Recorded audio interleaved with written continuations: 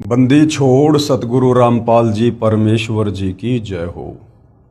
परम पिता परमात्मा सारी सृष्टि के रचनहार कुल मालिक असंख्य ब्रह्मांडों के स्वामी जगत गुरु तीनों लोकों में प्रवेश करके सबका धारण पोषण करने वाले राजाधिराज आत्माधार नाथों के नाथ देवों के देव महादेव सर्वेश्वर महेश्वर मृत्युंजय अजरो अमर आदि अनादि सनातनी प्रभु जगत पिता जगदीश्वर श्री श्री 1008 की उपाधि के वास्तविक अधिकारी अकाल मूर्त शब्द स्वरूपी राम वासुदेव सर्वगतम ब्रह्म परम पूज्य प्रथम पूज्य परम संत परम पुरुष परम धनी परम दयालु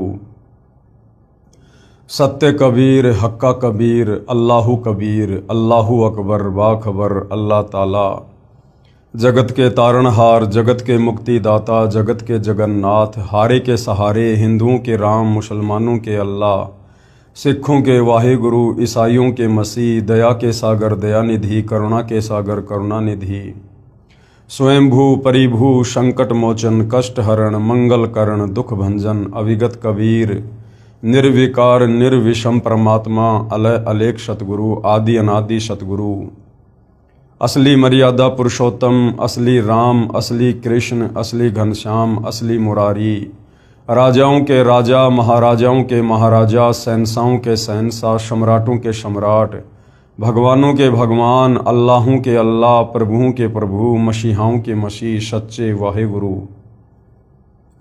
बाबाओं के बाबा पीरों के पीर सेठों के सेठ जगत सेठ सावड़सा सेठ सर्वगुण संपन्न अनंत कोटि कलाओं के स्वामी अनंत कोटि ब्रह्मांडों के नायक योगियों में महायोगी ध्यानियों में महाध्यानी सिद्धों में परम सिद्ध ज्ञानियों में तत्व ज्ञानी ब्रह्म ज्ञानी महाज्ञानी परम ज्ञानी सर्वश्रेष्ठ ज्ञानी विज्ञानी युवा कबीर समर्थ कबीर असमवात अमित ओजा सच्चे रहनुमा करीम अल्लाह सुभान अल्लाह दुनिया के अंतिम पैगंबर 8 सितंबर 1951 से गांव धनाना जिला सोनीपत हरियाणा भारतवर्ष की पावन भूमि पे प्रकट रियल कल की भगवान श्री नारायण साकार हरि श्री बाबा साहेब नूर अनंत परमात्मा सच्चे दरवेश सच्चे बाखबर संत शिरोमणि सतगुरु रामपाल जी परमेश्वर जी के चरण कमल में आप और हम सभी भाई बहनों का अनंत कोटि दंडवत प्रणाम।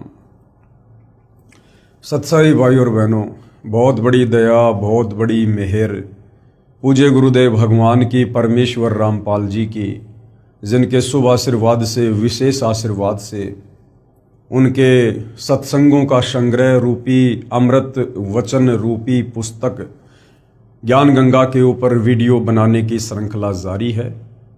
इसी श्रृंखला में आज हमारा ये 24वें नंबर का वीडियो है और इस पवित्र पुस्तक के प्रत्येक वीडियो से हमें शास्त्र अनुकूल साधना और शत भक्ति मार्ग के विषय में वो सब कुछ जानने और समझने को उपलब्ध हो रहा है जो सदियों से हम नहीं जान पा रहे थे। हमारे नादान तत्व ज्ञानहीन धर्म गुरु हमें इन धर्म शास्त्रों का निष्कर्ष निकाल कर नहीं समझा पा रहे थे। तो भाई और बहनों, इस पवित्र पुस्तक ज्ञान गंगा को पढ़ने से आपकी 101 पीढ़ी का उद्धार होगा, अर्थात उनको मोक्ष मार्ग मिलेगा। और आप जी यदि पूर्ण विश्वास के साथ सतगुरु रामपाल जी से उपदेश प्राप्त करके अगर आजीवन मर्यादाओं में रहकर इस भक्ति मार्ग पर लगे रहे तो आपका तो गुरुदेव भगवान के वचन अनुसार इसी जन्म में पूर्ण मोक्ष संभव है। तो भाई और बहनों, ये पवित्र पुस्तक ज्ञान गंगा बहुत ही महत्वपूर्ण पुस्तक है और आप और हमें जो ये मनुष्य जन्म परमपिता परमेश्वर जी ने दिया है, इस मनुष्य जन्म को यदि हमने सार्थक करना है, इससे यदि हमने मोक्ष प्राप्त करना है तो हमने सतगुरु रामपाल जी के सत्संगों को सुनना ही पड़ेगा या उनके कर कमलों से लिखित पवित्र पुस्तकों का अध्ययन करना ही पड़ेगा। अन्यथा हमें सत भक्ति मार्ग इस धरती पर कहीं और प्राप्त नहीं हो सकता है। क्योंकि भाई और बहनों, सतगुरु रामपाल जी के अमृत वचन उनके द्वारा लिखी पुस्तकें जो ज्ञान उनमें समाहित है वो सर्व धर्मों के सर्व धर्म शास्त्रों से प्रमाणित है।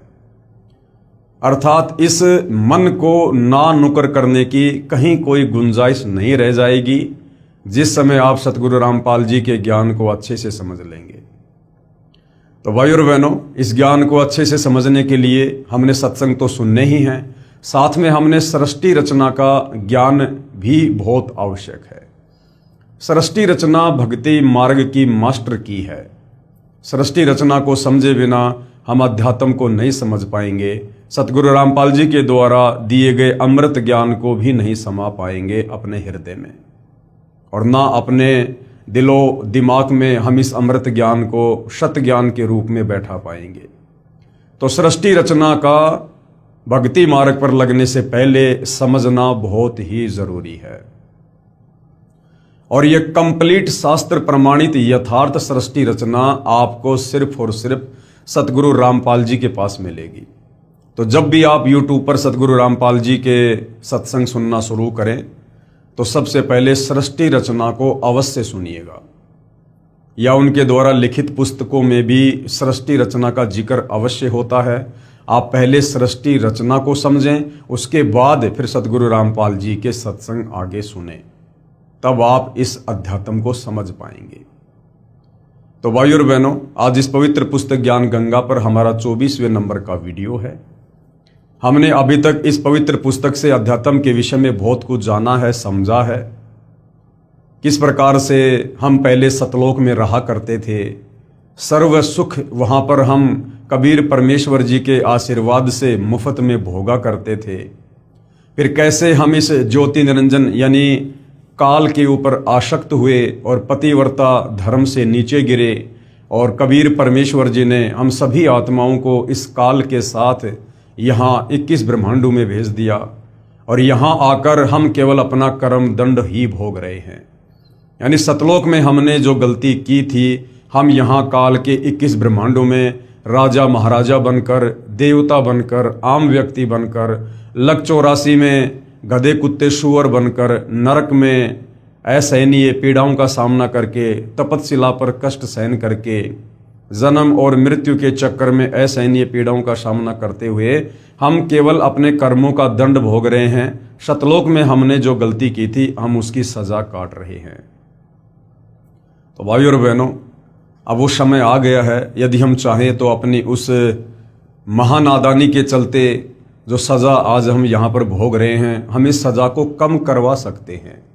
क्योंकि आज स्वयं कबीर परमेश्वर जी सतलोक से चलकर सतगुरु रामपाल जी के नाम से धरती पर प्रकट हैं। आज वे हमारी उन तमाम नादानियों को, हमारी गलतियों को क्षमा करने के लिए आए हैं। कहते हैं, जो मैं पूत कपूत हूँ बहुर पिता को लाज। बेटा बेटी चाहे कितनी बड़ी गलती क्यों ना कर दे, लेकिन माता पिता फिर भी उन्हें माफ़ कर देते हैं, अपने बच्चों की गलतियों को हृदय पर नहीं लेते हैं। तो आज भाइयों और बहनों, हमें पुनः उस कबीर परमेश्वर ने, दयालु परमात्मा ने एक बहुत ही ज़बरदस्त सुअवसर दिया है। यदि हम चाहें तो इस शास्त्र अनुकूल शत भक्ति मार्ग को जो उन्होंने ही स्वयं आकर दिया है, हम इसको अच्छे से समझकर और उनसे उपदेश प्राप्त करके, भक्ति करके हम अपनी सज़ा को माफ़ करवा सकते हैं, कम करवा सकते हैं। लेकिन परमात्मा कहते हैं, सकल पदार्थ है जग माही, भाग बिना नर पावत नाही। इस कबीर परमेश्वर सतगुरु रामपाल जी की शरण में आना भी अपने संस्कार के ऊपर है, अपने भाग के ऊपर है। तो भाई और बहनों, चारों युगों में कबीर परमेश्वर जी आते हैं और हम आत्माओं को यही ज्ञान सुनाते हैं, यही ज्ञान समझाते हैं जो वे आज सतगुरु रामपाल जी के नाम से प्रकट होकर हमें सुना रहे हैं, हमें बता रहे हैं। और इस सतज्ञान को सर्व धर्मों के सर्व धर्मशास्त्रों ने भी प्रमाणित किया है। और सतगुरु रामपाल जी पूर्ण संत हैं, तत्वदर्शी संत हैं। उनके अलावा संसार में कोई कथा करने का अधिकारी नहीं, कोई गुरु पद प्राप्त करके आगे दीक्षा देने का अधिकारी नहीं, कोई किसी का मोक्ष करवाना उनके अलावा संभव नहीं। और भाई और बहनों, हमारे धर्मशास्त्रों में पूर्ण संत की पूर्ण पहचान है, वो भी सतगुरु रामपाल जी ने हमें वेद और गीता से बताई है, समझाई है। साथ ही जो विश्व के जाने माने भविष्य वक्ता हैं, जिन्होंने सैकड़ों वर्ष पूर्व ही अपनी भविष्यवाणियां कर दी थी, आज उन भविष्य वक्ताओं की भविष्यवाणियां सतगुरु रामपाल जी पर खरी उतर रही हैं। तो भाई और बहनों, आप और हमने आज सतगुरु रामपाल जी को पूर्ण संत के रूप में पहचान कर और उनसे सत उपदेश लेकर अपनी आत्मा का कल्याण करवाने से पीछे नहीं रहना चाहिए। अन्यथा यदि एक बार ये सु अवसर हमारे हाथ से निकल गया, और सु अवसर हमारे हाथ से निकलेगा जिस समय ये मनुष्य जन्म छूट जाएगा, या सतगुरु रामपाल जी स्वयं सतलोक को वापस चले जाएंगे। उसके बाद इस धरती पर हमें कोई ये बातें बताने वाला नहीं होगा, हमें कोई मोक्ष प्रदान करवाने वाला नहीं होगा, और हम फिर से अनंत युगों के लिए इस काल बलि के 21 ब्रह्मांड में सजा काटने के लिए यहीं पर रह जाएंगे। तो भाई और बहनों, आज उस महापुरुष, परम दिव्य पुरुष, तेजपुंज के व्यक्तित्व के धनी, जो स्वयं सतलोक से चलकर पृथ्वी पर अवतरित हुए हैं, उस महापुरुष परम पूज्य गुरुदेव सतगुरु रामपाल जी के लीला में जीवन को हम थोड़ा सा समझेंगे, ताकि हमारा विश्वास दृढ़ हो कि किस प्रकार से उन्होंने सतलोक से चलकर गति करके धरती पर प्रकट होकर यहाँ एक आम व्यक्ति, आम संत की भांति लीला करते हुए आप और हम तक ये अमृत ज्ञान पहुँचा रहे हैं। तो पवित्र पुस्तक ज्ञान गंगा, जिसमें पूज्य गुरुदेव सतगुरु रामपाल जी का संक्षिप्त लीला में जीवन परिचय लिखा हुआ है, ये पवित्र पुस्तक ज्ञान गंगा है जो आप जियों के सामने है। पेज नंबर 168 है। सतगुरु रामपाल जी महाराज का संक्षिप्त परिचय, संक्षिप्त लीला में परिचय होना चाहिए। संक्षिप्त परिचय तो किसी का भी हो सकता है भाई और बहनों, किसी सरपंच का, किसी विधायक का, किसी देव का, किसी महादेव का, लेकिन वास्तव में जो लीलाधर है, वास्तव में जो लीला करने के लिए आते हैं, वो कबीर परमात्मा स्वयं सतगुरु रूप में आते हैं। बाकी ये जितने भी देवी देवता हैं, ब्रह्मा विष्णु महेश हैं, ये अवतार रूप में आते हैं, राम रूप में, श्री कृष्ण रूप में, अन्य रूप में। तो हम इनके जीवन काल को लीला नहीं कह सकते, क्योंकि ये इस पृथ्वी पर कोई लीला करने के लिए नहीं आते हैं, ये केवल अपना कर्म दंड भोगने के लिए आते हैं। जैसे विष्णु जी को नारद जी का श्राप लगा, तो त्रेता युग में वो अपना कर्म दंड भोगने के लिए और यहां पर श्री रामचंद्र रूप में एक जीवन जी कर गए। रामचंद्र वाले जीवन में उन्होंने बाली को धोखे से मारा, एक नया उनका वो कर्म बन गया। फिर उस कर्म दंड को भोगने के लिए दोबारा श्री कृष्ण जी रूप में द्वापर में आए। तो हमें इस 21 ब्रह्मांड में जो मुख्य शक्तियां आप और हमें दिखाई देती हैं, ब्रह्मा विष्णु महेश, ये जब यहाँ पर अवतार धारण करके आते हैं तो हम इनके जीवन को लीला में जीवन नहीं कह सकते। लेकिन कबीर परमेश्वर जी, जिनके ऊपर कोई कर्म दंड लागू नहीं होता है, वो इन कर्म और भ्रमों से दूर हैं। वो तो दुनिया के कर्म दंड काटने के लिए आते हैं, दुनिया की भ्रमणाओं का समाधान करने के लिए आते हैं। तो कबीर परमेश्वर जी जब सतगुरु रूप में, तत्वदर्शी संत के रूप में धरती पर प्रकट होकर लीला करते हैं, तो उनके लीला में जीवन काल को समझने के लिए हमने लीला में संक्षिप्त जीवन परिचय शब्द का ही प्रयोग करना चाहिए। सतगुरु रामपाल जी महाराज का संक्षिप्त लीला में जीवन परिचय। सतगुरु रामपाल जी का प्राकाटे, हालांकि यहां पर लेखक के द्वारा जन्म शब्द का प्रयोग किया गया है, लेकिन अब सतगुरु रामपाल जी की वास्तविक परमात्मा वाली स्थिति से परिचित होने के बाद हम उनके नाम के आगे जन्म शब्द का प्रयोग नहीं कर सकते, क्योंकि उनका जन्म नहीं होता है। ये स्वयंभू परमात्मा हैं, ये परिभू हैं। कबीर मनीषी परिभू शुक्रम अकायम असनावीरम, यजुर्वेद इसका प्रमाण है। और कबीर परमेश्वर जी भी अपनी वाणी में सतगुरु की परिभाषा के विषय में बताते हैं कि ना सतगुरु जननी जनय और जाके माना बाप, पिंड ब्रह्मण से रहित है ना वहां तीनों ताप। जो वास्तव में सतगुरु होगा, सतगुरु कहलाने का अधिकारी होगा, वो कभी भी माँ के गर्भ से जन्म लेकर नहीं आता है। ये बात और है कि कबीर परमेश्वर जी जब सतगुरु रूप में धरती पर प्रकट होते हैं तो हम जीवों की चरम दृष्टि को धोखा देते हुए लीला वो कुछ भी कर सकते हैं। लेकिन इस सत्य ज्ञान से परिचित होने के बाद और सतगुरु की परिभाषा से परिचित होने के बाद हम अपने पूज्य गुरुदेव भगवान परमेश्वर का प्रयोग नहीं कर सकते। सतगुरु रामपाल जी का प्राकाटे 8 सितंबर 1951 को गांव धनाना, जिला सोनीपत, हरियाणा में एक किसान परिवार में हुआ। पढ़ाई पूरी करके हरियाणा प्रांत में सिंचाई विभाग में जूनियर इंजीनियर की पोस्ट पर 18 वर्ष कार्यरत रहे। सन 1988 में परम संत राम देवानंद जी से दीक्षा प्राप्त की तथा तन मन से सक्रिय होकर स्वामी राम देवानंद जी द्वारा बताए भक्ति मार्ग से साधना की तथा परमात्मा का साक्षात्कार किया। अब देखिए भाई और बहनों,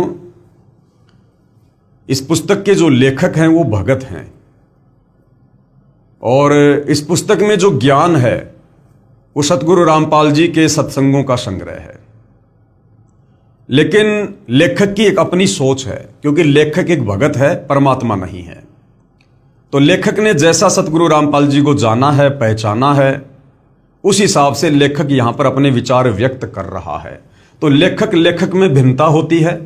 इसलिए आप जो इस पवित्र पुस्तक पर वीडियो देख रहे हैं, तो जैसा हमने सतगुरु रामपाल जी को उन्हीं के आशीर्वाद से जाना है, पहचाना है, अंश मात्र उनकी महिमा से परिचित हुए हैं, उस आधार से हम तो यही कहेंगे कि सन 1988 में यहां पर जो ये परम संत है, ये शब्द आदरणीय राम देवानंद जी के नाम से पहले प्रयोग नहीं होना चाहिए, क्योंकि परम संत एक समय में धरती पर एक ही होता है। परम संत कहो या पूर्ण संत कहो या तत्वदर्शी संत कहो, ये भूमिका स्वयं सतलोक से चलकर कबीर परमात्मा स्वयं ही निभाते हैं। और एक समय में धरती पर दो दो परम संत नहीं हो सकते हैं। तो आदरणीय राम देवानंद जी, जो कि सतगुरु रामपाल जी के मुंह बोले गुरुदेव की जिन्होंने भूमिका की है, तो जाहिर सी बात है वो सतगुरु रामपाल जी के समकालीन रहे हैं, क्योंकि उनका आपस में लीला में तरीके से गुरु शिष्य का नाता रहा है। तो परम संत तो उनमें से एक ही हो सकता है, दो तो नहीं हो सकते। जैसे आज से लगभग 650 साल पहले कबीर परमेश्वर जी बनारस के काशी में प्रकट हुए और उन्होंने पंडित रामानंद जी को अपना मुंह बोला गुरु धारण किया। और कहने को तो जगत वालों के सामने उस समय कबीर जी, जो कि परम संत थे, पूर्ण संत थे, तत्वदर्शी संत थे, वो गुरु शिष्य परंपरा को बनाए रखने के लिए और पंडित रामानंद जी को अपना गुरुदेव कहा करते थे, अपना परमात्मा कहा करते थे, उनको परम संत, पूर्ण संत कहा करते थे।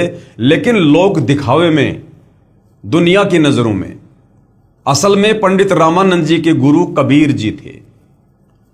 ठीक वही लीला, वही भूमिका भाई और बहनों वर्तमान में भी निभाई गई है, क्योंकि सतगुरु रामपाल जी के रूप में वही परम शक्ति, वही कबीर देव पुनः धरती पर प्रकट हुए हैं 8 सितंबर 1951 को। और आज से 650 साल पहले कबीर जी ने आदरणीय धर्मदास जी के द्वारा जब कबीर सागर लिखवाया, तो उन्होंने पहले ही वर्तमान समय के लिए कह दिया था कि 12वें पंथ हम ही चल आवें और सब पंथों को मिटाकर एक पंथ चलावें। कि धर्मदास आगे चलकर जब 12वां पंथ चल चुका होगा, तो उस 12वें पंथ के अंत में मैं कबीर खुद ही जाऊंगा और एक नया पंथ चलाऊंगा और अपने ज्ञान को संसार में फैलाऊंगा। तो कबीर परमेश्वर जी की वाणियां तो मिथ्या नहीं हो सकती हैं, क्योंकि साध वचन पलटे नहीं, चाहे पलट जाए ब्रह्मांड। कबीर वाणी कभी भी फैल नहीं हो सकती है। अगर उन्होंने कहा है कि मैं स्वयं ही जाऊंगा, तो उन्होंने वर्तमान में स्वयं ही आना था और वे स्वयं ही आए हैं। 12वें पंथ के अंतिम गुरु आदरणीय राम देवानंद जी थे और 12वें पंथ में ही कबीर परमेश्वर जी ने आना था अपनी वाणी के अनुसार कि 12वें पंथ हम ही चल आवें। तो 8 सितंबर 1951 को सतगुरु रामपाल जी धरती पर लीलामय तरीके से ये प्रकट हुए। उसके बाद 17 फरवरी 1988 को इन्होंने अपनी पूर्व योजना के तहत एक अच्छी आत्मा आदरणीय राम देवानंद जी को अपना मुंह बोला गुरु धारण किया। उनको सर्व बातों से, सर्व परिस्थितियों से उनको परिचित करवा दिया गया था कि आप केवल लोक दिखावे में मेरे गुरु बने रहिए, बाकी असल में आदरणीय राम देवानंद जी के गुरु सतगुरु रामपाल जी थे। लेकिन गुरु शिष्य परंपरा को बनाए रखने के लिए उन्होंने जो लीला आज से 650 साल पहले की, वही लीला वर्तमान में भी की। और सतगुरु रामपाल जी ने, जो कि स्वयं कबीर परमेश्वर हैं, इन्होंने गुरु शिष्य परंपरा को निभाने के लिए आदरणीय राम देवानंद जी को अपना मुंह बोला गुरु धारण किया। और जैसा कि गुरु शिष्य का नाता होता है, उस आधार से स्वयं सारी सृष्टि के मालिक होते हुए, जगत गुरु होते हुए सतगुरु रामपाल जी ने अपने गुरुदेव को, अपने मुंह बोले गुरुदेव को, आदरणीय राम देवानंद जी को कभी सतगुरु कहा, कभी परमात्मा कहा, कभी बंदी छोड़ कहा, तो कभी परम संत कहा। जबकि असल में ये जितनी भी उपाधियां हैं ये सतगुरु रामपाल जी के लिए हैं। और फिर सन 1994 में सतगुरु रामपाल जी ने अपनी उस वाणी के अनुसार कि 12वें पंथ हम ही चल आवें, सब पंथों को मिटाकर एक पंथ चलावें, तो सन 1994 में उन्होंने एक अपना नया 13वां यथार्थ कबीर पंथ चलाया, जो आज पूरे विश्व में वे अपने सत्य ज्ञान को फैला रहे हैं।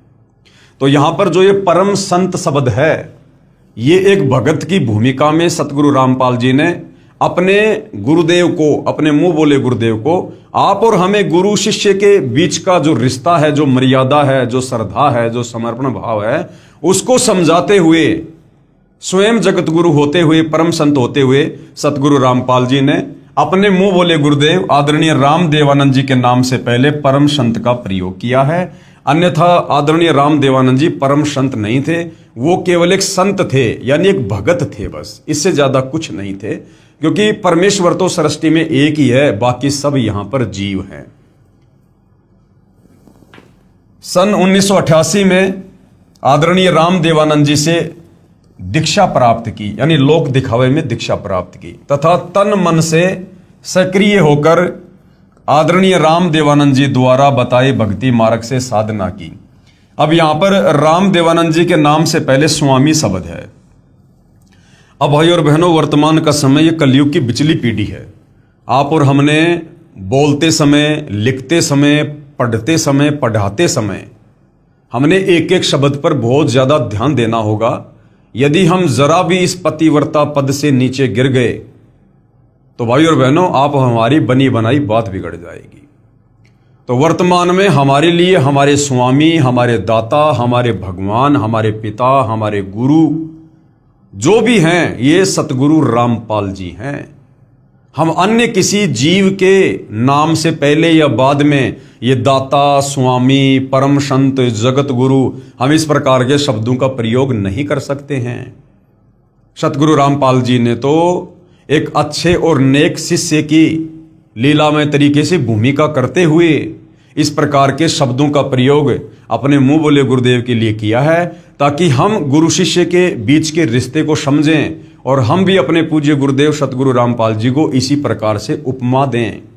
तो आप और हमें गुरु की महिमा समझाने के लिए उन्होंने एक अच्छे शिष्य की भूमिका की है, और उस भूमिका के तहत उन्होंने आदरणीय राम देवानंद जी के नाम से कभी परम संत लगाया, कभी स्वामी शब्द लगाया, तथा तन मन से सक्रिय होकर आदरणीय राम देवानंद जी द्वारा बताए भक्ति मार्ग से साधना की तथा परमात्मा का साक्षात्कार किया। अब सतगुरु रामपाल जी तो स्वयं ही परमात्मा हैं, भला परमात्मा अपना क्या साक्षात्कार करेंगे? तो ये भी एक प्रकार से सारा का सारा लीलामय खेल है।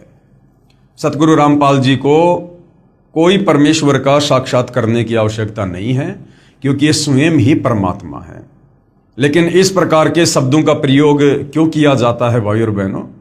यदि वे डायरेक्ट कह दे कि मैं परमात्मा हूं, तो आप और हम इस काल के 21 ब्रह्मांड में फंसे हुए प्राणी, हमारी सोच इतनी छोटी है, इतनी संकीर्ण है कि हमारा हृदय इन बातों को स्वीकार जल्दी से नहीं कर पाएगा, और हमारे मन में तरह तरह का दोष गुरुदेव के प्रति उत्पन्न हो जाएगा कि देखो, एक इंसान होकर, एक व्यक्ति होकर अपने आप को भगवान कहता है, परमात्मा कहता है कि मैं ही कबीर हूं।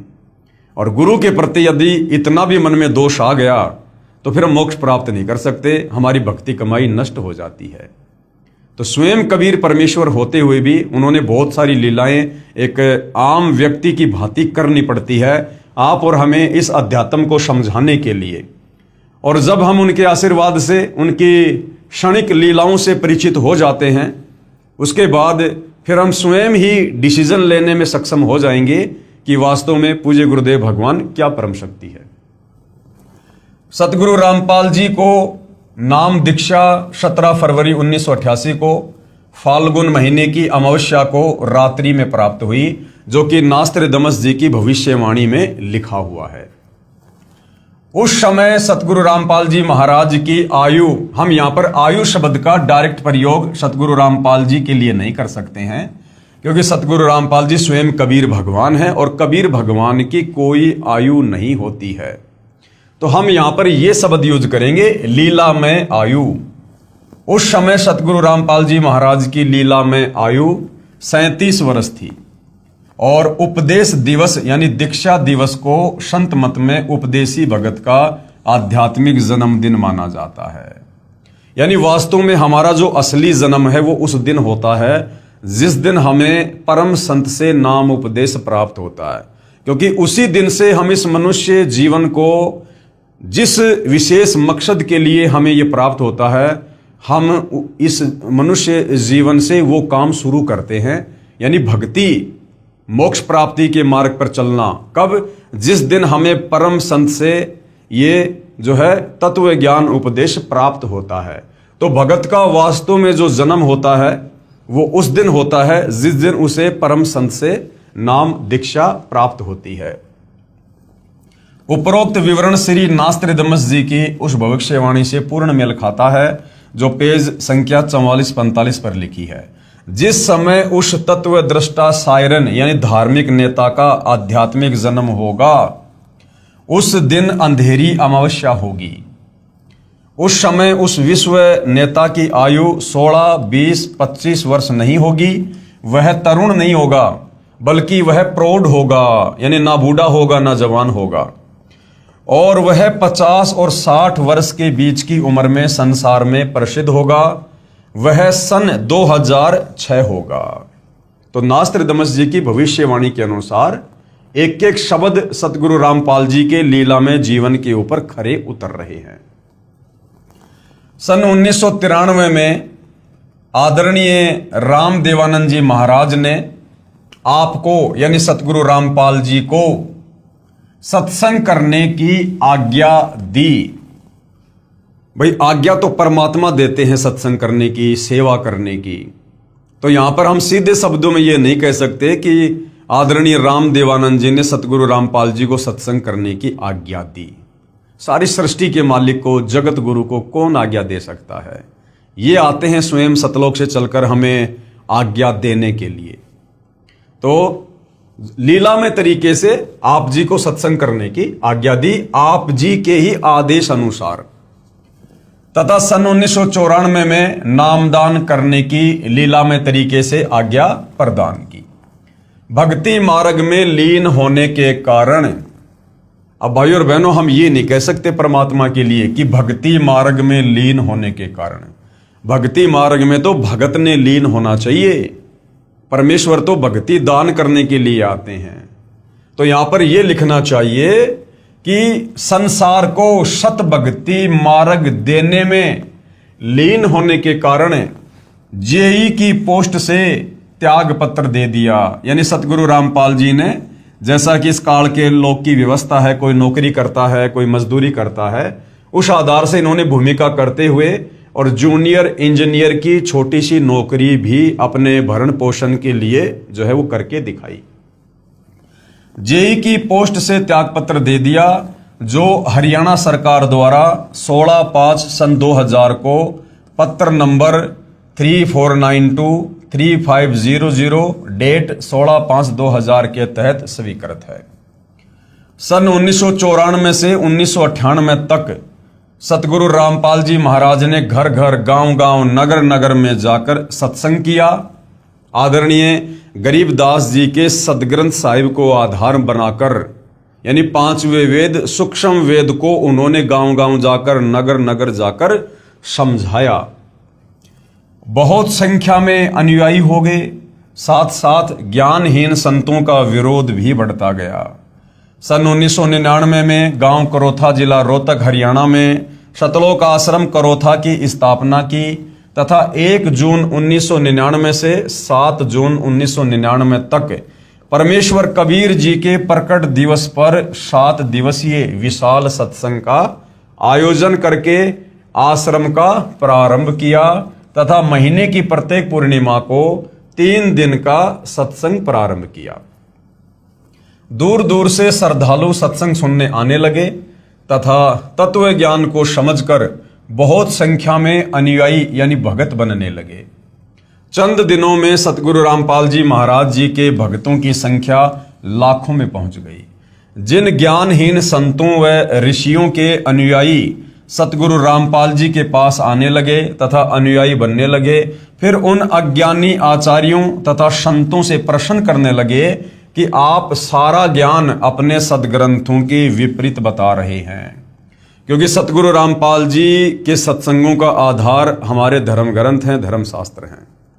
सतगुरु रामपाल जी ने प्रोजेक्टर पर, टीवी चैनलों पर, समाचार पत्रों में उंगलियां रख रख के आप और हमें समझाया, बताया कि पवित्र गीता जी क्या कह रही है, पवित्र चारों वेद भक्ति के विषय में क्या बता रहे हैं, महर्षि दयानंद जी की सत्यार्थ प्रकाश हमें क्या बता रही है, क्या समझा रही है, जबकि वेदों में परमेश्वर के विषय में क्या लिखा है, और स्वामी जी ने जो है इन चारों वेदों के विपरीत जो ज्ञान अपने सत्यार्थ प्रकाश में दिया है वो क्या कुछ कह रहा है। तो जब ये सत्य ज्ञान समाज में जाने लगा और बहुसंख्या में लोग उन नकली संतों को, आचार्यों को छोड़ छोड़कर सतगुरु रामपाल जी की शरण में अपनी आत्मा के कल्याण हेतु आने लगे, तो जाहिर सी बात है भाई और बहनों, उन संतों को, उन अज्ञानी धर्मगुरुओं को दर्द तो होगा ही, पीड़ा तो होगी ही, क्योंकि उनके धार्मिक धंधे पर चोट जो लग रही थी। यजुर्वेद अध्याय 8 मंत्र 13 में लिखा है कि पूर्ण परमात्मा अपने भगत के सारे अपराध यानी पाप नाश कर देता है। भाई परमात्मा यहां इस काल के 21 ब्रह्मांड में हमारे पाप कर्मों का नाश करने के लिए तो आते हैं, क्योंकि हम तो युगों युगों के पापी हैं, पाप कर्मों में सने हुए हैं। इस काल ने हमारे को कर्म बंधनों में बांध रखा है बुरी तरह से। कोई ठीक ठिकाने का दान धर्म या कोई सत्य साधना ये हमें नहीं करने देता, जिससे हमारे ये पुण्य नहीं बनते हैं। तो परमेश्वर सतलोक से चलकर हमारे पाप कर्मों का नाश करवाकर हमें स्वच्छ करके, स्वस्थ करके और हमें सतलोक ले जाने के लिए तो आते हैं। आपकी पुस्तक जो हमने खरीदी है उसमें लिखा है कि परमात्मा अपने भगत के पाप क्षमा नहीं कर सकता।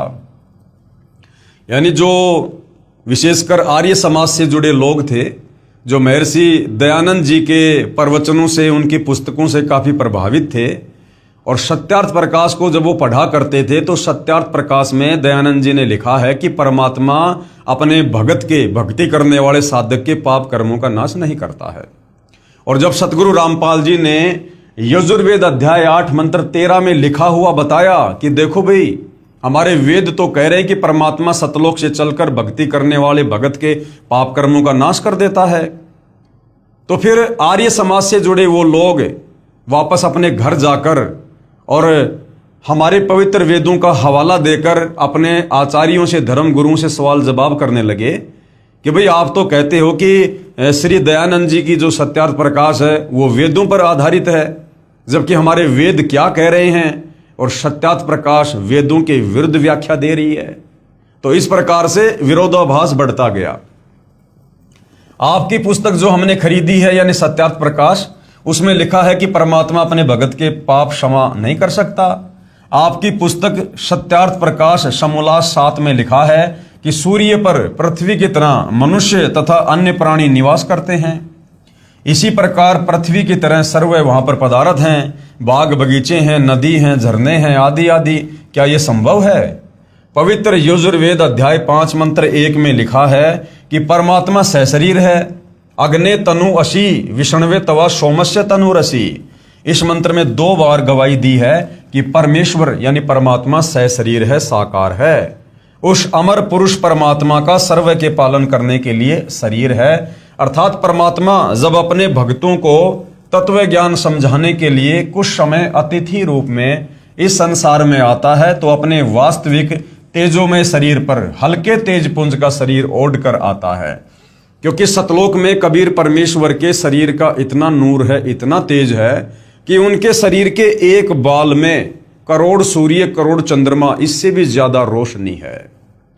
अब यदि वो कबीर परमात्मा अपने वास्तविक तेजोमय रूप में इस पृथ्वी पर आ भी जाए, तो हम उनको देख ही नहीं पाएंगे, क्योंकि परमेश्वर का शरीर पारदर्शी है, बहुत तेजोमय है। जिस प्रकार भाइयों और बहनों एक शीशा होता है, बहुत साफ सुथरा है, पारदर्शी है, और ये मक्खी मच्छर उसके टक्कर मारते हैं क्योंकि वो पारदर्शी है। इसी प्रकार कबीर परमेश्वर जी का जो ओरिजिनल जो तेजोमय शरीर है वो पारदर्शी है, नूरी है। अगर वो आ भी गए तो हम उनको देख नहीं पाएंगे।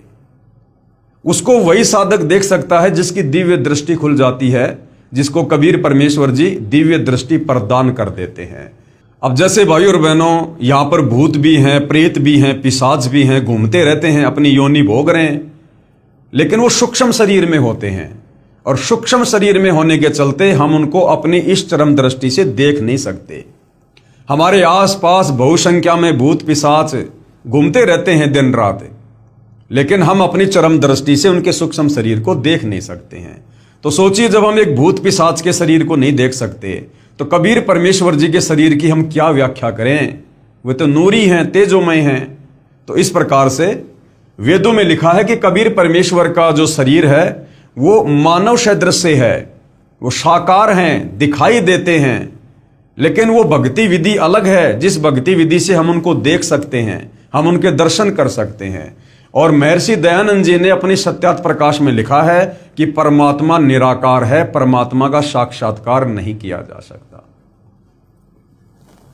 तो कबीर परमेश्वर जब सतलोक से यहां पर आते हैं तो अपने तेज पुंज वाले शरीर को अपनी शक्ति से हल्का करके, अपने नूर को, अपनी चमक को, अपनी तेज को हल्का करके, और यहां पर एक आम व्यक्ति की भांति यहां पर लीला करते हैं, ताकि हम उनको देख सकें, उनसे बात कर सकें, और हम उनके तत्व ज्ञान को समझकर अपनी आत्मा का कल्याण करवा सकें।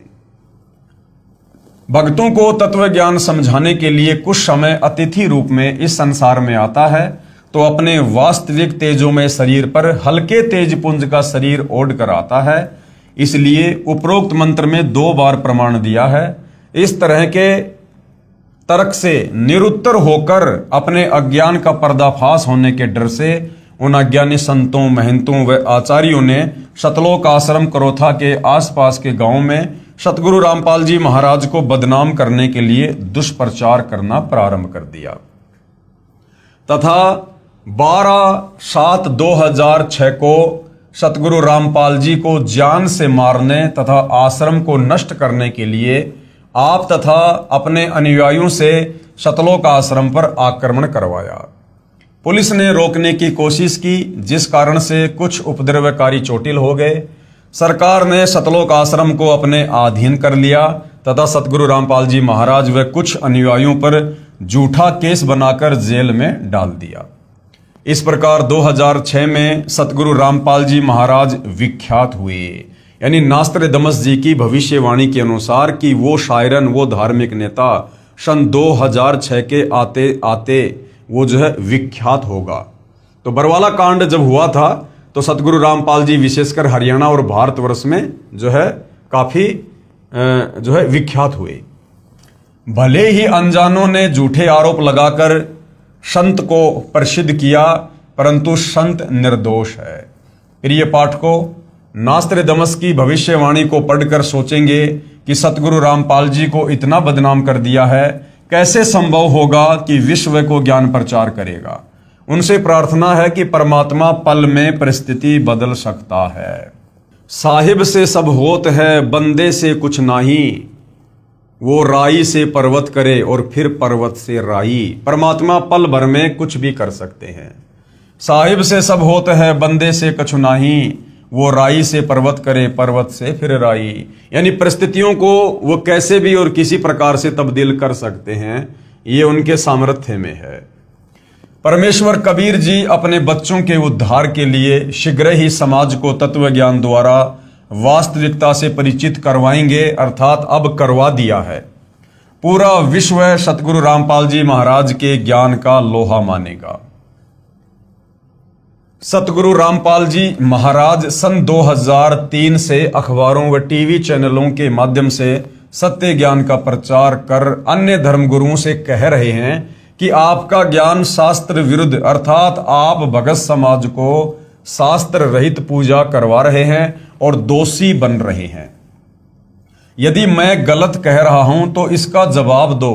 आज तक किसी भी संत ने जवाब देने की हिम्मत नहीं की, क्योंकि उन संतों के पास में शास्त्र अनुकूल साधना नहीं है, उनके पास में तत्व ज्ञान का अभाव है, वो सृष्टि रचना से अपरिचित हैं, जिस कारण से वो सत्य का सामना करने में सक्षम नहीं है, भले वो कितने बड़े आचार्य या शंकराचार्य के पदों पर क्यों ना विराजमान है। सतगुरु रामपाल जी महाराज को ईस्वी सन यानी 2001 में अक्टूबर महीने के प्रथम बृहस्पतिवार को अचानक प्रेरणा हुई कि सर्व धर्मों के सदग्रंथों का गहराई से अध्ययन कर इस आधार पर सर्वप्रथम पवित्र श्री मद भगवत गीता जी का अध्ययन किया। अब देखो भाइयों और बहनों, बार बार कहना पड़ता है कि सतगुरु रामपाल जी कोई आम व्यक्ति, कोई आम संत नहीं है, ये लीला अवश्य कर रहे हैं। ये स्वयं कबीर देव हैं, सारी सृष्टि के मालिक हैं। और सतगुरु रामपाल जी को, जो कि सर्वज्ञ हैं, जगत गुरु हैं, इनको किसी भी धर्म ग्रंथ का अध्ययन करने की कोई आवश्यकता नहीं है। सर्व ज्ञान इनके अंदर समाहित है। और सतगुरु रामपाल जी को प्रेरणा नहीं होती है, भगवान दूसरों को प्रेरणा किया करते हैं, भगवान को प्रेरणा नहीं हुआ करती है। भगवान किसी प्रेरणा के आधार से नहीं चला करते हैं, क्योंकि सतगुरु रामपाल जी आप और हमारी तरह कोई जीव नहीं है, ये स्वयं परमात्मा है। सन 2001 में अक्टूबर महीने के प्रथम बृहस्पतिवार को अपनी पूर्व निर्धारित योजना के अनुसार सतगुरु रामपाल जी ने सर्व धर्मों के सदग्रंथों का भगत समाज के सामने खुलासा करना शुरू किया, ना कि सर्व धर्मों के सदग्रंथों का गहराई से अध्ययन किया, क्योंकि परमेश्वर को किसी भी सदग्रंथ के अध्ययन करने की आवश्यकता नहीं पड़ती है। अगर कोई सदग्रंथों का अध्ययन करके आगे ज्ञान देगा तो फिर हम उसको सतगुरु नहीं कह सकते, हम उसको जगत गुरु नहीं कह सकते हैं, क्योंकि कोई भी व्यक्ति पूरे विश्व के सदग्रंथों का अध्ययन करके ज्ञान प्राप्त नहीं कर सकता, समाज को ज्ञान नहीं दे सकता। इंसान की एक कैपेसिटी है, एक औकात, एक सीमा है।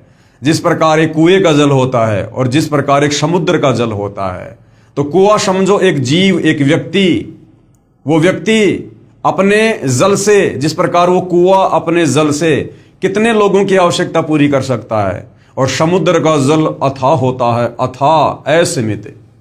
तो सतगुरु रामपाल जी ने किन्हीं सदग्रंथों का अध्ययन करने की आवश्यकता नहीं पड़ती है। वे स्वयं परिपूर्ण हैं, सर्वज्ञ हैं, सर्व सिद्धियों के स्वामी हैं। वे दुनिया को अध्ययन करवाते हैं। तो भगत समाज के सामने एक आम व्यक्ति की, एक आम संत की लीला करते हुए उन्होंने इस प्रकार की भूमिकाओं को जन्म देना पड़ता है। इस आधार पर सर्वप्रथम पवित्र श्री मद भगवत गीता जी का अध्ययन किया तथा पुस्तक गहरी नजर गीता में रचना की, तथा उसी आधार पर सर्वप्रथम राजस्थान प्रांत के जोधपुर शहर में मार्च 2002 में सत्संग प्रारंभ किया। इसलिए नास्त्रदमस जी ने कहा है कि विश्व धार्मिक हिंदू संत अर्थात सायरन 50 वर्ष की उम्र में अर्थात 2001 गे ज्ञाता होकर प्रचार करेगा। सतगुरु रामपाल जी महाराज का प्राकाट्य ना कि जन्म पवित्र हिंदू धर्म में सन 1951 में 8 सितंबर को गांव धनाना, जिला सोनीपत, प्रांत हरियाणा, भारत में एक किसान परिवार में हुआ। अब भाइयों और बहनों, जन्म क्यों नहीं कह सकते?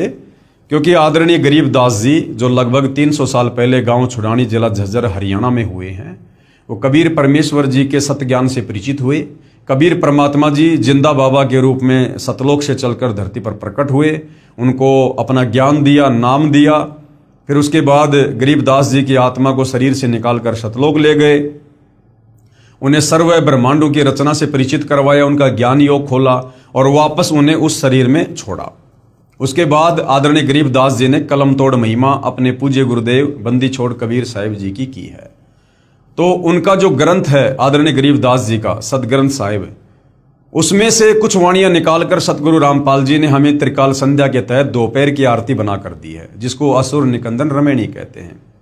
तो असुर निकंदन रमेणी में आदरणीय गरीबदास जी ने अपने पूज्य गुरुदेव के लिए कुछ कहा है। गरीबदास जी के पूज्य गुरुदेव कौन? जिंदा महात्मा कबीर परमेश्वर। तो गरीबदास जी ने कहा कि सतगुरु दिल्ली मंडल आईसी और सूती धरणी सूम जगाईसी, यानी मेरे गुरुदेव बंदी छोड़ कबीर आगे चलकर कलयुग की बिचली पीढ़ी में दिल्ली मंडल में आएंगे। तो 8 सितंबर 1951 को दिल्ली मंडल में आदरणीय गरीबदास जी के ही सतगुरु आए हैं। कौन? सतगुरु रामपाल जी। और आदरणीय गरीबदास जी के सतगुरु कौन? स्वयं कबीर परमात्मा। तो सतगुरु रामपाल जी कौन हुए? स्वयं कबीर भगवान। अब कबीर भगवान फिर जन्म लेकर नहीं आएगा, वो प्रकट ही होता है। इस प्रकार सन 2001 में सतगुरु रामपाल जी महाराज की लीला में आयु 50 वर्ष बनती है। सो नास्त्रदमस के अनुसार खरी है, इसलिए वह विश्व धार्मिक नेता सतगुरु रामपाल जी महाराज ही हैं, जिनकी अध्यक्षता में भारतवर्ष पूरे विश्व पर राज्य करेगा। पूरे विश्व में एक ही ज्ञान यानी भक्ति मार्ग चलेगा, एक ही कानून होगा, यानी जो नियम सतगुरु रामपाल जी बनाएंगे वही लागू होंगे। कोई दुखी नहीं होगा, विश्व में पूर्ण शांति होगी। जो विरोध करेंगे अंत में वे भी पश्चाताप करेंगे तथा तत्व ज्ञान को स्वीकार करने पर विवश होंगे और सर्व मानव समाज मानव धर्म का पालन करेगा और पूर्ण मोक्ष प्राप्त करके सतलोक जाएंगे। जिस तत्व ज्ञान के विषय में नास्त्रदमस जी ने अपनी भविष्यवाणी में उल्लेख किया है कि उस विश्व विजेता संत के द्वारा बताए शास्त्र प्रमाणित तत्व ज्ञान के सामने पहले के सभी संत निष्प्रभ यानी असफल हो जाएंगे तथा सभी को नम्र होकर झुकना पड़ेगा। उसी के विषय में परमेश्वर कबीर बंदी छोड़ जी ने अपनी अमृतवाणी में पवित्र कबीर सागर ग्रंथ में, जो संत धर्मदास जी द्वारा लगभग 550 वर्ष पहले लिपिबद्ध किया गया है, कहा है कि एक समय आएगा जब पूरे विश्व में मेरा ही ज्ञान चलेगा। 650 साल पहले कबीर परमेश्वर ने धर्मदास जी को कह दिया था कि पूरे विश्व में धर्मदास मेरा ही ज्ञान चलेगा, घर घर में मेरी ही पूजा होगी, पूरा विश्व शांति पूर्वक भक्ति करेगा, आपस में विशेष प्रेम होगा, सतयुग जैसा समय यानी स्वर्णम युग होगा। परमेश्वर कबीर बंदी छोड़ द्वारा बताए ज्ञान को सतगुरु रामपाल जी महाराज ने समझा है, जबकि भाई और बहनों सतगुरु रामपाल जी स्वयं कबीर भगवान हैं, कबीर परमात्मा हैं। इन्होंने किसी के ज्ञान को समझने की आवश्यकता नहीं है और ना इनसे ऊपर कोई ज्ञान देने वाला सृष्टि में है। लेकिन यहां पर वही बात है, गुरु शिष्य परंपरा का निर्वाह करते हुए आप और हम एक अच्छे भगत की भूमिका निभाकर वो दिखा रहे हैं, ताकि हम भी अपने पूज्य गुरुदेव सतगुरु रामपाल जी से उपदेश प्राप्त करके उनके दिखाए मार्ग अनुसार एक नेक सच्चे और अच्छे भगत की भूमिका कर सकें। इसी ज्ञान के विषय में कबीर साहिब जी ने अपनी वाणी में कहा है कि कबीर और ज्ञान सब ज्ञानड़ी और कबीर ज्ञान सो ज्ञान, और जैसे गोला तोप का करता चले मैदान। और ज्ञान सब ज्ञानड़ी, बाकी जितने भी धर्मगुरु हैं, आचार्य शंकराचार्य हैं, उनका जो ज्ञान है वो बहुत ही क्षणिक है, वो क्षेत्रीय ज्ञान है, बहुत सीमित है, आत्म कल्याण वाला भी नहीं है, उनको आत्म ज्ञान भी नहीं है, परमात्म ज्ञान तो बहुत दूर की बात है। और कबीर परमेश्वर जी का जो ज्ञान है वो वास्तविक तत्व ज्ञान है, सर्वोपरि है। कबीर और ज्ञान सब ज्ञानड़ी, कबीर ज्ञान सो ज्ञान, जैसे गोला तोप का करता चले मैदान। जिस प्रकार लड़ाई के मैदान में तोप छोड़ दी जाती थी तो जहां तक वो तोप का गोला जाता था मैदान को बिल्कुल सफाचट करता हुआ जाता था, जो भी उसके सामने आ जाता था। तो कबीर परमेश्वर जी का तत्व ज्ञान तोप के गोले की तरह है, इसके सामने इन नकली धर्म गुरुओं का ये छोटा मोटा अज्ञान टिक नहीं पाएगा। भावार्थ है कि यह तत्व ज्ञान इतना प्रबल है कि इसके समक्ष अन्य संतों व ऋषियों का ज्ञान टिक नहीं पाएगा। जैसे तोप यंत्र का गोला जहां भी गिरता है वहां पर सर्व किलों तक को ढहाकर साफ मैदान बना देता है। यही प्रमाण संत गरीबदास जी छुडानी जिला झज्जर हरियाणा वाले ने दिया है कि सतगुरु यानी तत्वदर्शी संत परमेश्वर कबीर बंदी छोड़कर भेजा हुआ दिल्ली मंडल में आएगा। अब भाई और बहनों, इस विषय को बहुत ही ध्यानपूर्वक समझने की आवश्यकता है।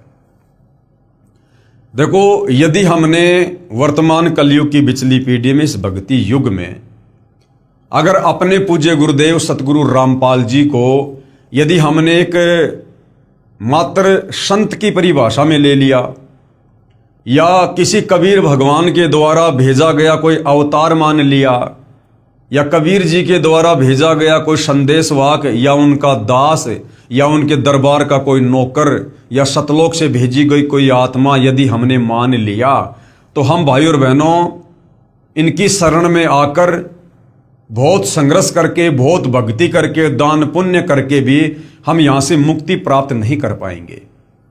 क्योंकि गुरु को परमेश्वर के अलावा, परमात्मा के अलावा यदि हमने अन्य किसी भी परिभाषा में रखा और हम भक्ति भी करते रहे, यानी हम उनको मानुष मानते रहे और भगवान उनके अलावा किसी और को मानते रहे, तो हम यहां से मुक्त नहीं हो सकते। ये हमारी बहुत बड़ी कमजोरी हो जाएगी।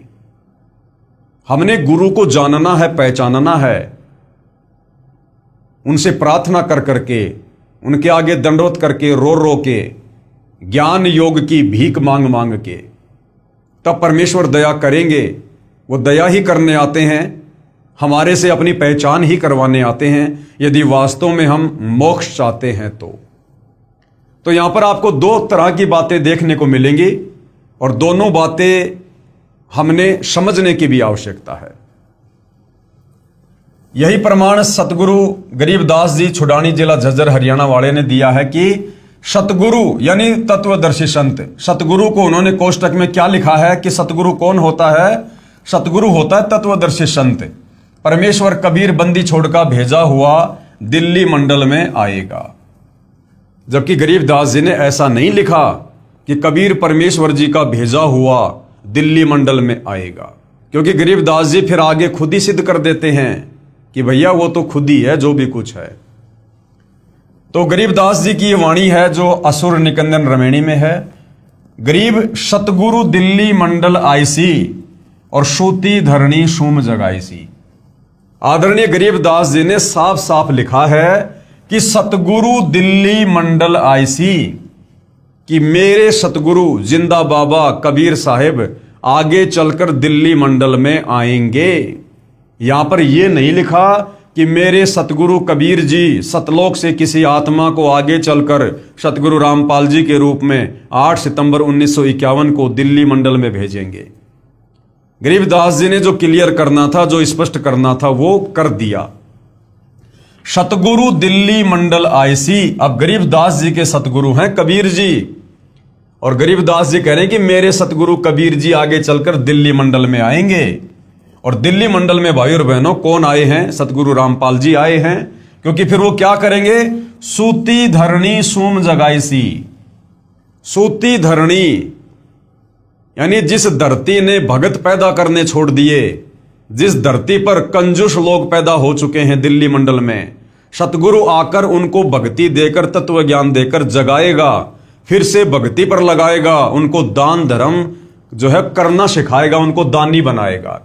तो यहां पर गरीबदास जी ने यह नहीं कहा कि कोई आत्मा आएगी या कबीर जी किसी को भेजेंगे। साफ साफ लिखा है सतगुरु दिल्ली मंडल आईसी और सूती धरणी सूम जगाईसी। परमात्मा की भक्ति बिना कंजूस हो गए व्यक्तियों को जगाएगा। गांव धनाना, जिला सोनीपत पहले दिल्ली शासित क्षेत्र में पड़ता था, इसलिए संत गरीबदास जी महाराज ने कहा है कि सतगुरु यानी वास्तविक ज्ञान जानने वाला संत, और वास्तविक ज्ञान जानने वाला संत सतगुरु धरती पर केवल कबीर परमात्मा ही हो सकते हैं, दूसरे नहीं। इसलिए संत गरीबदास जी महाराज ने कहा है कि सतगुरु यानी वास्तविक ज्ञान जानने वाला संत अर्थात तत्व दृष्टा संत दिल्ली मंडल में आएगा। अब तत्व दृष्टा संत यदि दिल्ली मंडल में आएगा तो तत्व दृष्टा संत तो स्वयं कबीर भगवान ही होते हैं, दूसरा और कोई नहीं होता। अब आगे क्या लिखा भाई और बहनों, हमने इस वाणी को समझने की आवश्यकता है। साहेब कबीर तकत खवासा और दिल्ली मंडल लीजे वासा। भावार्थ है कि परमेश्वर कबीर बंदी छोड़ के तकत यानी दरबार का खास नौकर अर्थात परमेश्वर का नुमाइंदा प्रतिनिधि दिल्ली मंडल में वास करेगा, अर्थात वहां उत्पन्न होगा। अब भाई और बहनों, ये बहुत ही अध्यात्म की गहराई वाली बातें हैं। जब कबीर परमात्मा धरती पर आते हैं तो कुछ आत्माओं पर मालिक विशेष रहम करते हैं, रजा करते हैं, मेहर करते हैं। जो उन्हीं की तरह उनके सत्ज्ञान का आगे प्रचार करते हैं। तो यहां पर उन आत्माओं के विषय में ये जो वाणी है ये लिखी हुई है, ना कि ये कबीर परमात्मा जी के विषय में लिखी हुई है। क्योंकि गरीबदास जी अपने कबीर भगवान की समर्थता से भली भांति परिचित हैं और इसीलिए उन्होंने साफ साफ कह दिया यहां पर कि सतगुरु दिल्ली मंडल आए सी, सोती धरनी सोम जगाई सी। आदरणीय गरीबदास जी जो स्वयं अपनी आंखों से सतलोक देख चुके थे, परमात्मा की समर्थता और महिमा से परिचित हो चुके थे, वो कभी भी ये नहीं कह सकते कि वो कबीर परमात्मा उत्पन्न होगा या वो जन्म लेगा।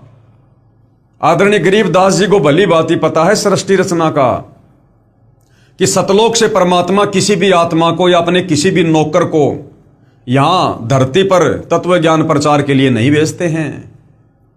क्योंकि सृष्टि रचना में आप और हमें पता चल चुका है कि सतलोक में सृष्टि रचना की शुरुआत से पहले ही हम जीव आत्माओं को अपनी औकात याद दिलाने के लिए कबीर परमेश्वर ने सर्वप्रथम अपने 12वें नंबर के पुत्र अचिंत से कहा था कि बेटा मैं तुम्हें शब्द शक्ति प्रदान करता हूं, तुम सतलोक में कुछ रचना करो।